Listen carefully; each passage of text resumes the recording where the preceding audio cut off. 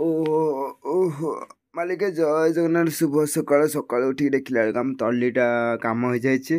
ଆଉ ଆମେ ଆସନ୍ତୁ ଦେଖିବା କ'ଣ କ'ଣ ହେଉଛି ଆଜି ସକାଳେ ବ୍ଲଗ୍ରୁ। ଉଠିକି ଆସିଲା ବେଳେ ଦେଖିଲା ଘର ପାଖ ଦହିବରା ଆସିଥିଲେ। ଭାଇଙ୍କଠୁ ପୁରା ଫେମସ୍ ଦହିବରା, ତାଙ୍କଠୁ ଦହିବରା ଆମେ ମଗେଇ ଦେଇଛୁ। ଘରକୁ ଆସିଲା ପରେ ଖାଇ ଚାଲିବା। ଆଉ ଆପଣମାନେ କହିବେ ଏଇଟା କେଉଁ ଜାଗା ବ୍ଲଗ୍ରେ ମୁଁ କହୁଛି ଯେ ଆଉଜାର SSB 220 DP ରିପେୟାର ହେବାକୁ ଆସିଛି ଏବଂ ତାର ପାୱାର ସକେଟଟା ଖରାପ ହେଇଯାଇଛି। ଏକ ଲାଇନ୍ ଆସୁନି, ତାକୁ ଆମେ ବସିକି ରିପେୟାର କରୁଛୁ। ଭାଇ ତା ଦେହରେ କ'ଣ କ'ଣ ଅଛି କହିବାର ନାହିଁ, ପୁରା ଅଣ୍ଟନାଡ଼ି ଭର୍ତ୍ତି ହେଇକି ଅଛି। ଲାଇଟ୍ ମାରି ଘରେ ଲାଇଟ୍ ନାହିଁ ତ ଦେଖିବ ପୁରା ଅଣ୍ଟନାଡ଼ି ଭର୍ତ୍ତି। ଏଇ ଆଉଜାର ଜାଣିଥିବେ ତ, ଆଉଜାର ତ ପୁରା ଭରସା ଯୋଗ୍ୟ ମେସିନ୍, ଜମା କିଛି ଖରାପ ହେବନି। ଆମେ ତାକୁ ରିପେୟାରିଂ କରୁଛୁ, ଦେଖିବା।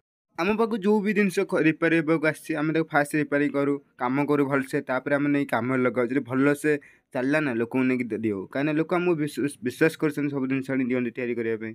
ସେଥିପାଇଁ ଆମେ ଫାଷ୍ଟ ରିପେୟାରିଂ କରି ଦେଖୁ। ତାପରେ ଆମେ କାମ ସାରିକି ବାହାରି ଆସିଲୁ ମନ୍ଦିର ଯିବା ପାଇଁ। ଆମର ଇନ୍ଦ୍ରସାରଙ୍କ ମନ୍ଦିର, ସେଠି ଆମର ଯଜ୍ଞ ହେଉଥିଲା। ଆମେ ଶୁଣିକି ତା ବାହାରି ଆସିଲୁ ବୁଲିବା ପାଇଁ।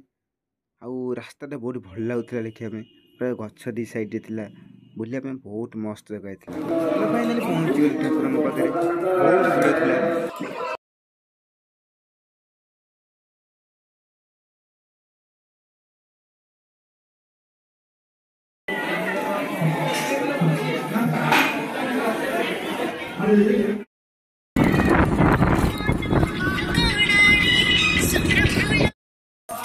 ତାପରେ ଆମ ପାଖକୁ ଯେଉଁ ଅଡ଼ିସନ୍ ମେସିନ୍ରେ କାମ ହେବାକୁ ଆସିଥିଲା, ଦେଖିବା କାମ କରିକି ଆମ କାମରେ ଆମେ ଲଗେଇ ଦେଇଛୁ। ଛୋଟିଆ କାମରେ ଆସିଲା ପ୍ରୋଗ୍ରାମଟେ ପାଲା, ଆମେ ତାକୁ ଆଣି ଲଗେଇ ଦେଇଛୁ। ଦେଖିବା ସେ ଭିଉଟା କୋଉଭଳିଆ ହେଇଛି।